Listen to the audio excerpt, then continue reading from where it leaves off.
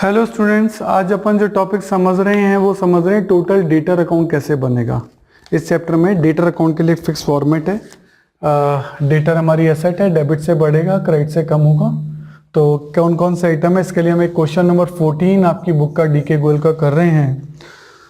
लिखा है from the detail given below find out the credit sale and total sale. तो इससे तो क्रेडिट सेल निकलेगी आपकी, है ना, और फिर उसमें कैश सेल जोड़ देंगे तो टोटल सेल निकल जाएगी। तो कहता है ओपनिंग डेटर है 60,000, ये ओपनिंग डेटर है। क्लोजिंग डेटर है 75,000, थोड़ा सा नीचे आके मैं लिख देता हूं यहां by balance CD this is 75,000। Discount allowed, अब देखो इसको एक ही लैंग्वेज में देखो कि इससे डेटर बढ़ेंगे या कम होंगे। डिस्काउंट अलाउड, इससे आपके डेटर क्या हो जाएंगे, वो कम हो जाएंगे 4400 से, तो डिस्काउंट अलाउड है 4400।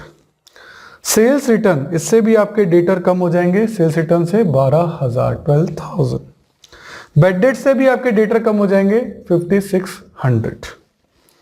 प्रोविजन फॉर बैड डेट्स, देखो प्रोविजन बनाने की एंट्री अगर अपन देखेंगे तो एंट्री होती है P&L account debit to provision for bad dates.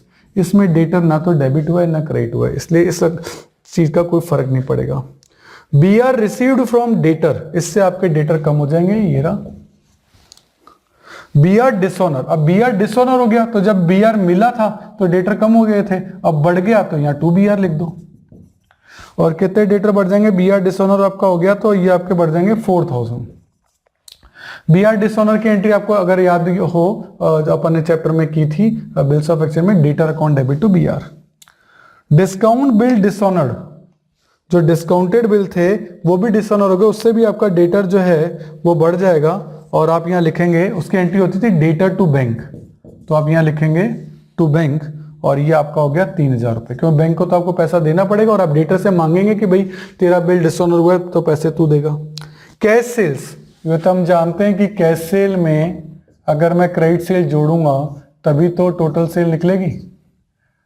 तो कैश सेल आपको दिया है 1,05,000 1,05,000, और ये क्वेश्चन में पूछा है, वो हम निकालेंगे।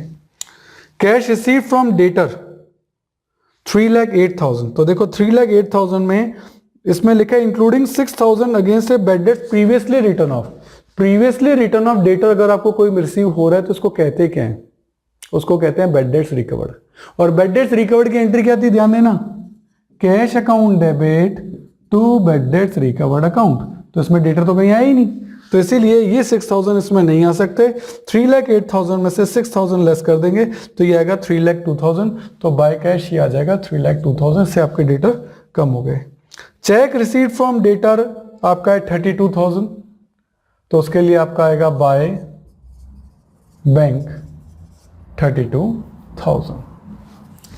और कोई फिगर आपको कहा नहीं है तो अब बैलेंसिंग फिगर में आपकी सेल्स निकल सकती है। तो क्रेडिट साइड का टोल करेंगे, क्रेडिट साइड का टोल आ रहा है 4,47,000, उसमें से डेबिट साइड लेस कर देंगे क्योंकि वहां भी टोटल 447 आना चाहिए, पर वो नहीं आ रहा, तो बैलेंसिंग फिगर में आपकी क्रेडिट सेल्स अपने आप निकल जाएगी और ये आपकी निकलेगी 3,80,000।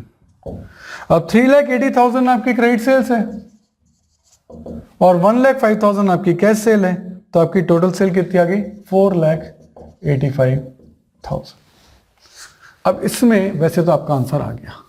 इसमें एक चीज कभी कभी और पूछ लेते हैं कि नेट सेल्स कितनी है, तो टोटल सेल्स में से अगर हम सेल्स रिटर्न लेस कर देंगे, सेल्स रिटर्न कहाँ है, ये रही 12,000, तो फिर आपकी नेट सेल भी आ सकती है, दैट इज 4,73,000 अगर पूछे तो, है ना। अगर पूछे तो आप नेट सेल भी, क्योंकि बच्चा ध्यान नहीं देता सर टोटल सेल पूछिए नेट सेल पूछिए, तो मैं बता रहा हूं अगर नेट सेल, वैसे इस क्वेश्चन में नहीं पूछिए, बट अगर पूछे तो आप ऐसे निकाल सकते हैं। सही है।